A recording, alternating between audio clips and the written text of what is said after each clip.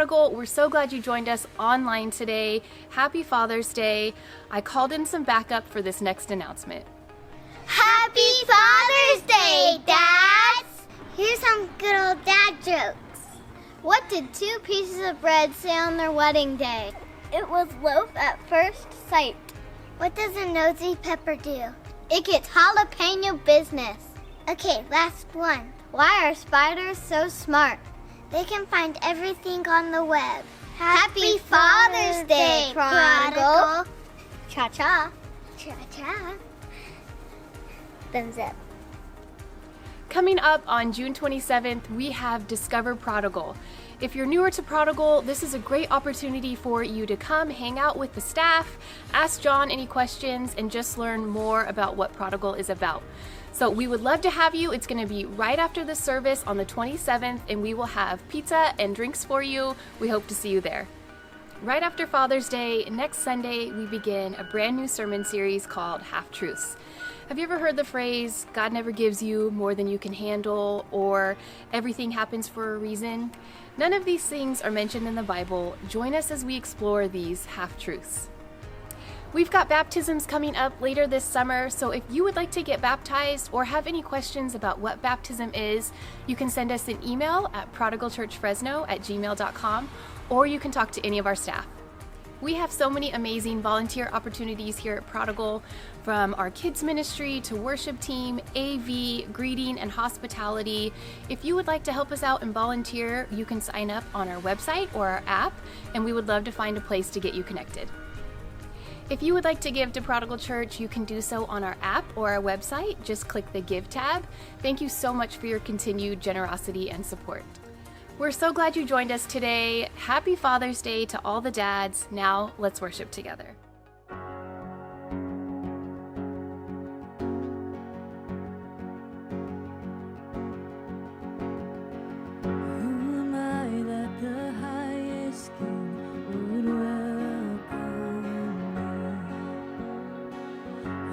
Lost, but he brought me his love for me, his love for me. Who the Son sets free, oh, it's free indeed. I'm a child of God, yes I am. Free at last. His grace was deep. While I was a slave to sin, Jesus died for me. Oh, he died for me. Who the Son sets free, oh, it's free indeed. I'm a child of God, yes I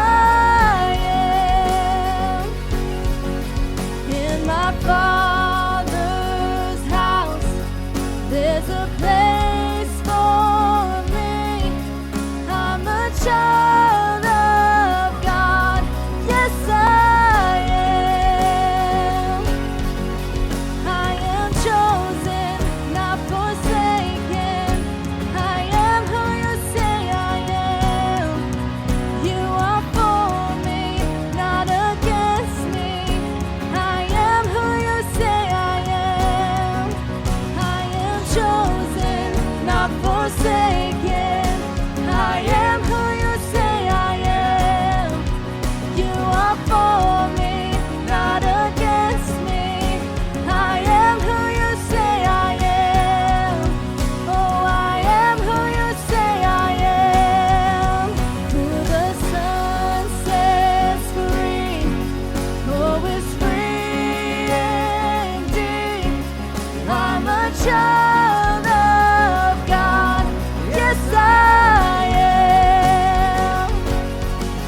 In my Father's house, there's a place for me.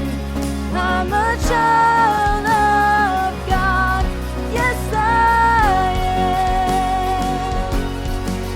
Who the Son sets free, oh, it's free.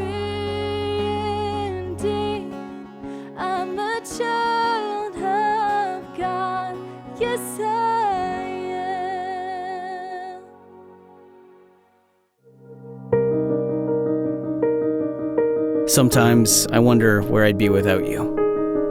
Would I understand life? Would I make right choices? Would I live out my faith? Thank you for showing me what it means to love God, and for giving me your all, even when it was difficult. Thank you for the discipline I deserved, and the grace I didn't, and for being present, even though you had so much on your plate. Thank you for picking me up and encouraging me to try again, and for the little life lessons I still lean on today. The truth is, I wouldn't be who I am if it wasn't for you. As I look back on my life, I see moment after moment where your influence, your wisdom, and your strength made all the difference. Thank you for loving me. Today, I give thanks. Today, I am grateful. Today, I celebrate you. I love you, Dad.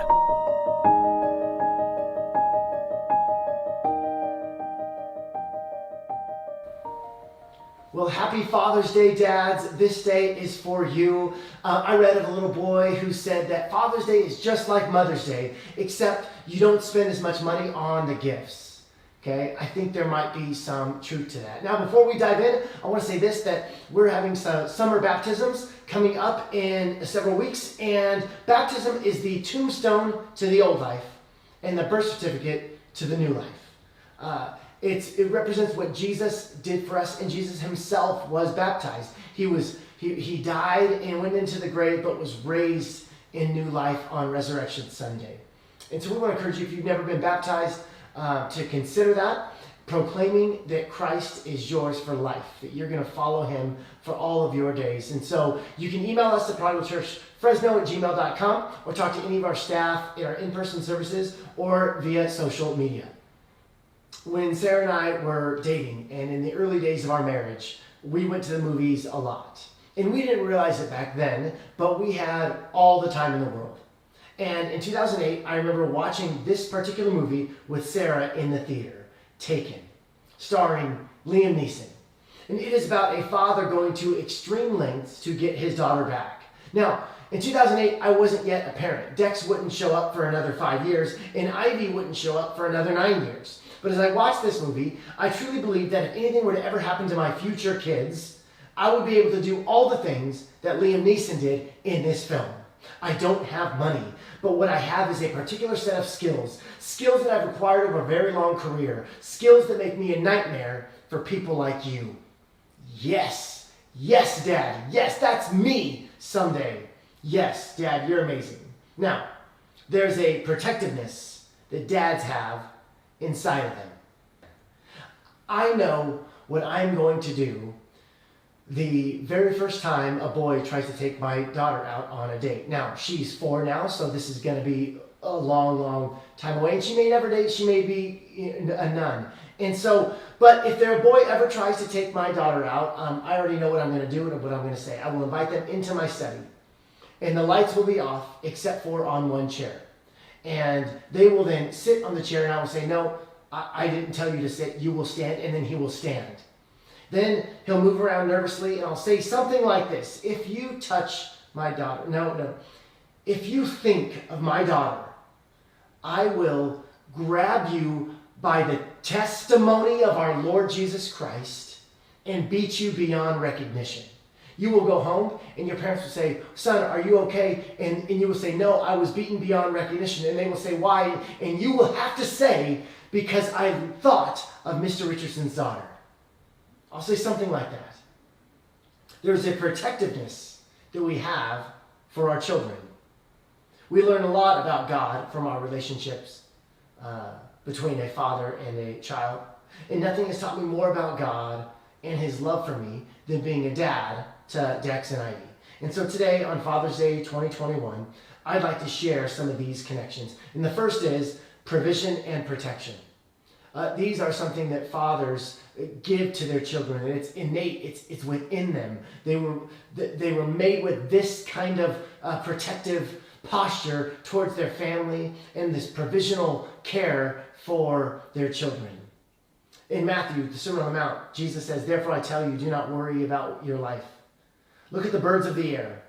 They do not sow or reap or store away in barns, and yet your heavenly Father feeds them. Are you not much more valuable than they? And why do you worry about clothes?" Now, real quick, when people in the first century worried about clothes, it wasn't because they went into their closet and they're like, "I've got nothing to wear."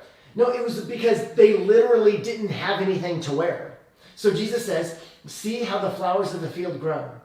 They do not labor or spin. Yet I tell you that not even Solomon in all of his splendor was dressed like one of these. If that is how God clothes the grass of the field, which is here today and tomorrow is thrown into the fire, will he not much more clothe you, you of little faith?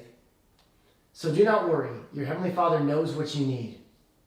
But seek first his kingdom and his righteousness, and all these things will be given to you as well. Therefore, do not worry about tomorrow, for tomorrow will worry about itself. Each day has enough trouble of its own." Some of us are worried. Some of us have anxiety. Let me rephrase that. I'm sorry. You are worried about some things. You have anxiety about some things. And Jesus speaks directly to you in regards to your worries. And Jesus here in the Sermon on the Mount speaks to you directly about your anxieties. And when he does this, he uses the father-child metaphor. He says, your dad knows you need these things. Your dad knows that you're worried. Your dad knows that you're stressed. Your dad knows that you have anxieties and that fear is crippling. But look at the birds of the air. Look at the flowers of the field. They do nothing and I provide for them. They have no power and I protect them. You're my son. You're my daughter. I've got you. How much more will I protect you? How much more will I provide for you? When Jesus wants to speak to our worries, to our stresses, to our anxieties, to our fears, he uses the father-child metaphor. Now, my son is almost 8 years old. And in the summer of 2019, we went to Wild Water Adventure Park all the time. Lots of times. He loved every moment. I'll never forget that first water slide. He goes down and then he comes up out of the water and he's smiling ear to ear. I'll just never forget that face. And that face happens every time we go to this water park. And that summer, Dex was 46 inches tall. And to go on all the rides at this park, you had to be 48 inches tall. But on the last day the park was open, I snuck him on all the rides, even the ones where he was a little too short for. Now, Sarah wasn't there, and so that's why this was allowed. But he loved it, and he couldn't wait till the next summer when he could go on every ride. That next summer happened to be the summer of 2020. And the water park didn't look like it was going to open. When COVID hit, Wild Water kept pushing back their start date. Okay, it's going to be June 8th, it's going to be June 15th, it's going to be July 1st. And finally, it became apparent in July that Wild Water Adventure Park was not going to be open last summer. And I remember where we were and where I was sitting when I broke the news to my then 6-year-old son. He's sitting in the back of the truck and we're stopped at a stoplight and he says, "Dad, when's Wild Water going to open?" And I said, "Son, because of the sickness, it doesn't look like Wild Water is going to open this summer." And then immediate tears. Like it must have been raining on his face or there was a leak in my roof or something, because the tears just went immediate out of his eyes. And he looks up to the sky and he says, "Dear God, why did that man have to eat that bat?" And so, of course, I'm holding back laughter because in the midst of this global pandemic where millions of people have lost a lot more than a water park, my son is worried about water slides. My son is worried, but as his dad, it also broke my heart. And so as we got closer to the summer of this year, I was checking Wild Water's opening date all the time. I changed my homepage on my computer to become Wild Water's homepage. So whenever I opened up my computer, I would check and see if the reservation system was open, when they were going to be able to open, when all the security features and the COVID protocols were there. So we knew everything. And when the park finally did open last Saturday, we were one of the first in line and we had the time of our lives. See, even though in the grand scheme of things, a water park is not a big deal, it became a big deal for me because I was Dexter's dad. My son was thinking about it every day, and so therefore I was thinking about it every day. Why? Because I love my son, because I desire his happiness, I desire his joy, I desire his life to be filled with laughter and love. And so it is with God. Our Father provides for the birds of the air. How much more does he love you? Our Father dresses the flowers of the fields. How much more will he clothe you? God changes his homepage for you. He's thinking of you. He desires good things for you. Now, the second thing that I've seen in fathers is gentleness, which of course is a fruit of the Spirit mentioned in Galatians 5, verses 22 through 23. But the fruit of the Spirit is love, joy, peace, forbearance, kindness, goodness, faithfulness, gentleness, and self-control. Against such things there is no law. Now this Greek word for gentleness is proatis, and it's meekness or gentleness, but it's not weakness. Power that is restrained. There's a soothing quality to gentleness that actually dissipates anger. It calms it. It responds to the sharp edges of individuals with a kind and powerful calm. That is gentleness, and that is the fruit of the Spirit. The famous Greek philosopher Aristotle said this, "Prautis is the ability to bear reproaches and slights with moderation, and not to embark on revenge, and not to be easily provoked to anger, but to be free from bitterness and contentiousness." Gentleness is not passivity.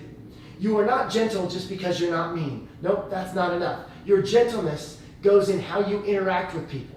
So the person sitting off in the corner, not doing anything, or the person who is ignoring other people, yeah, you're not being mean, you're just kind of being in your own space, but you do not qualify as gentle until you interact with others in a way that says, I want to serve you. I want to offer my strength and my life in a way that helps you become better. You are gentle in how you interact, not in with withdrawing from interaction.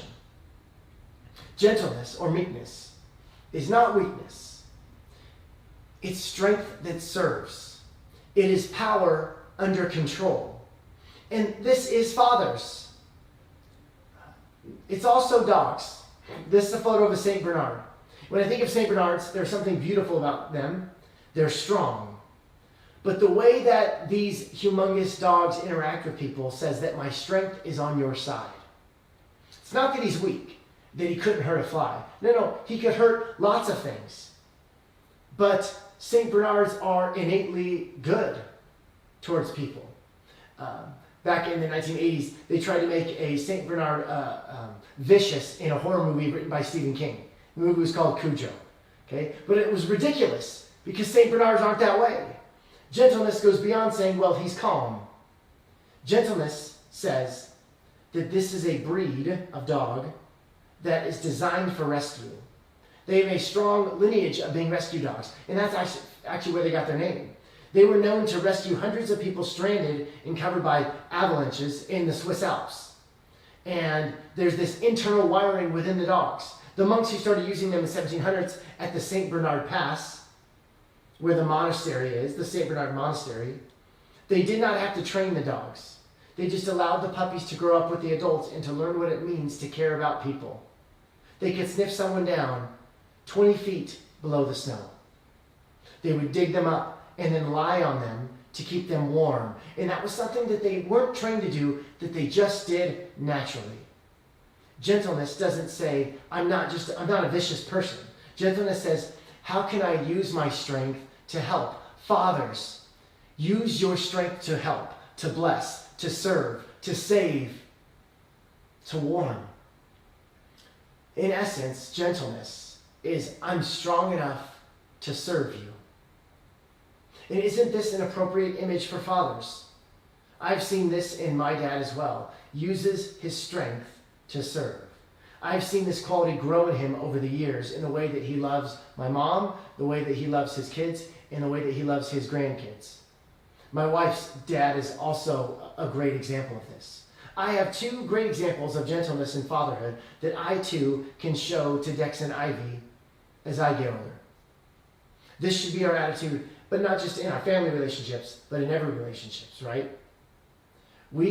Just because you're not a dad doesn't mean you get a free pass on gentleness. No, it's a fruit of the Spirit. If God lives in us, it should come out of us. So with that annoying aunt who always wants the latest gossip, the scoop on who's cheating on who, we show gentleness. When our children need discipline, can we use our strength to help them?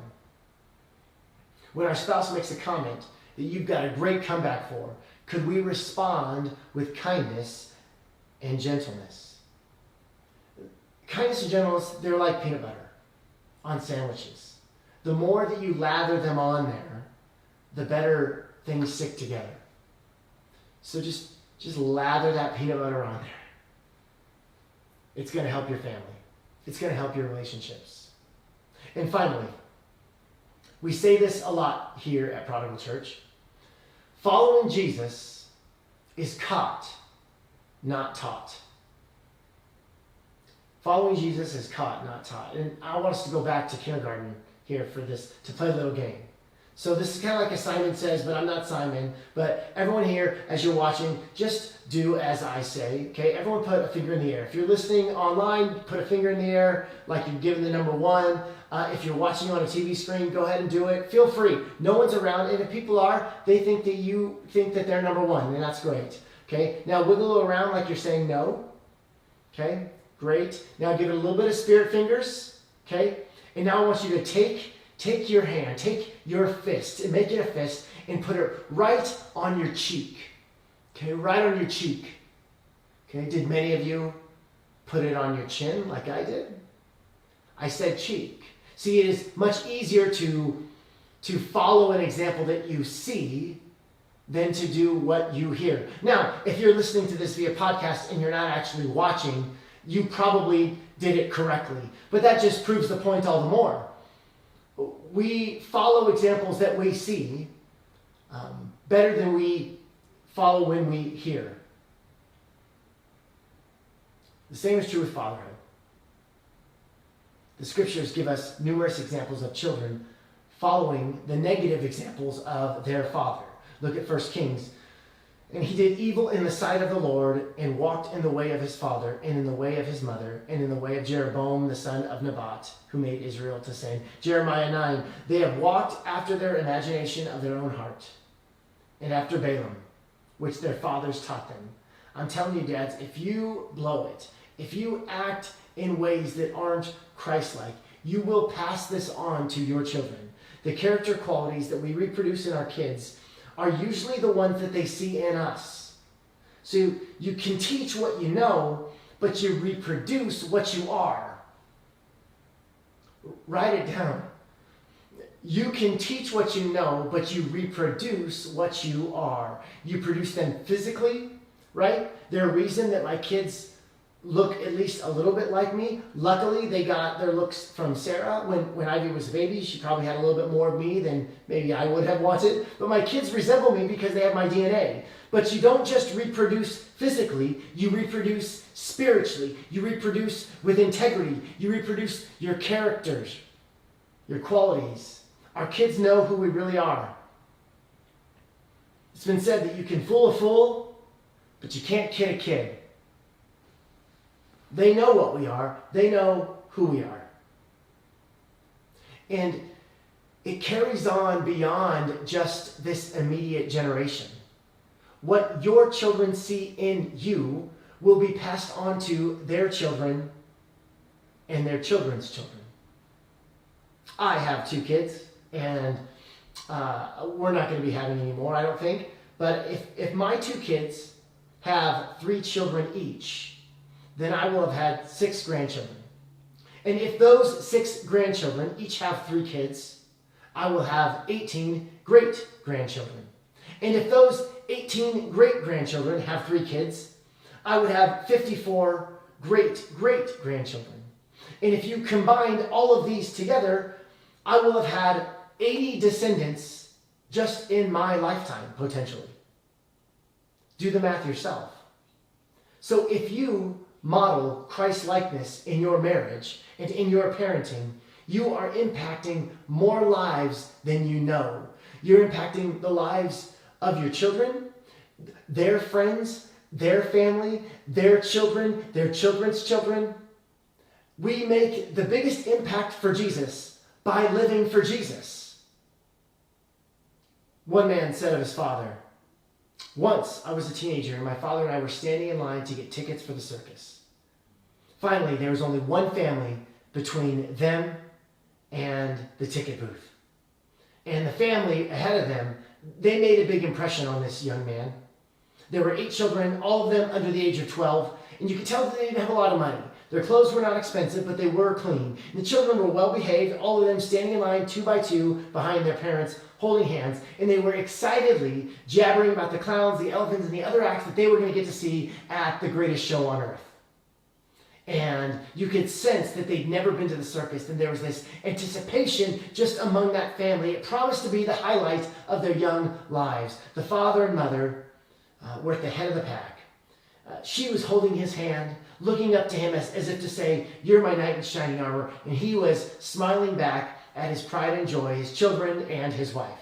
The ticket lady asked how many tickets the father would like, and he proudly said, "Let me buy 8 children's tickets and 2 adult tickets so I can take my family to the circus." The ticket lady quoted the price, and the man's wife let go of his hand immediately. The man's lip began to quiver. "How much did you say it was?" The ticket lady again quoted the price. The man didn't have enough money. How was he supposed to turn and tell his 8 children that they were not going to be able to go to the greatest show on earth? They were not going to get to go see the circus. And seeing what was going on, the dad, who was standing behind them, pulled out a $20 bill from his wallet, dropped it on the floor. And they were by no means wealthy at all. But that dad picked that $20 bill up, tapped that man on the shoulder, and said, "Excuse me, sir, I believe this fell out of your pocket." The man knew what was going on. He wasn't asking for a handout, but he certainly appreciated the help in a desperate, heartbreaking, and embarrassing situation. So he looked right into the dad's face, the man behind him, and he took his dad's hand, squeezed it, and he said, "Thank you. This really means a lot to me and my family." Now, the grown child, many years later, witnessing his father do this, he writes, "My father and I went back to our car and drove home. We didn't go to the circus that night, but we didn't go without. Greater than any memory of any lions jumping through rings of fire, or any elephants standing up on 2 feet, or some man being shot out of a cannon, greater than any of those memories was what this boy saw his father do for the family of 10 standing in front of them. He remembered that the rest of his life." One of the greatest descriptions of dads comes from Irma Bombeck. She writes a portrait of a little girl who loved her dad but wasn't sure what dads do, and I'll close with this. "One morning, my father didn't get up and go to work. He went to the hospital and died the next day. I hadn't thought much about him before. He was just someone who left and came home and seemed glad to see everyone at night. He opened the jar of pickles when no one else could. He was the only one in the house who wasn't afraid to go into the basement by himself. He cut himself shaving, but no one kissed it or got excited about it. It was understood that when it rained, he got the car and brought it around to the door. When anyone was sick, he went out to get the prescriptions filled. He took lots of pictures, but he was never in them. Whenever I played house, the mother doll had a lot to do. I never knew what to do with the daddy doll, so I had him say, 'I'm going to go off to work now,' and I threw him under the bed. The funeral was in our living room, and a lot of people came and brought all kinds of good food and cakes. We had never had so much company before. I went to my room and felt under the bed for that daddy doll, and when I found him, I dusted him off and put him on my bed. He never did anything. I didn't know his leaving would hurt so much."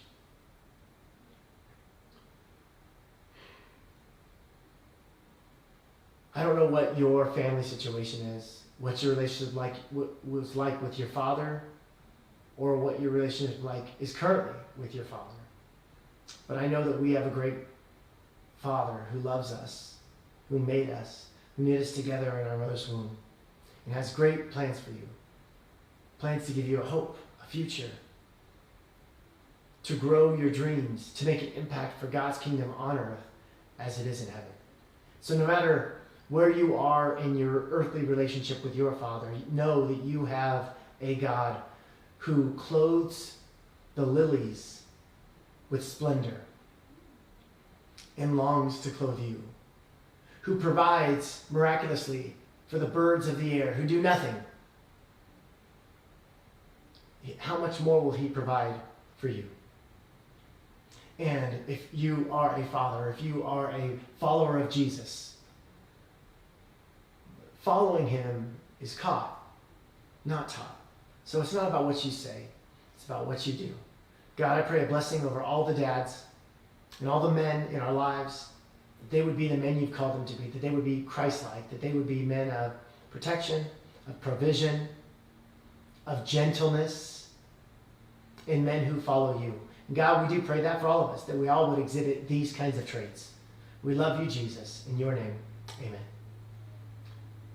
We want to thank you so much for joining us online at Prodigal Church Fresno. Next week, we begin a brand new sermon series called Half-Truths. And so we're going to be looking at questions like, God helps those who help themselves, or everything happens for a reason, or God will never give you more than you can handle. And so none of those things are mentioned in the Bible. So let's talk about them together as we explore these half-truths. We look forward to seeing you soon. Grace and peace.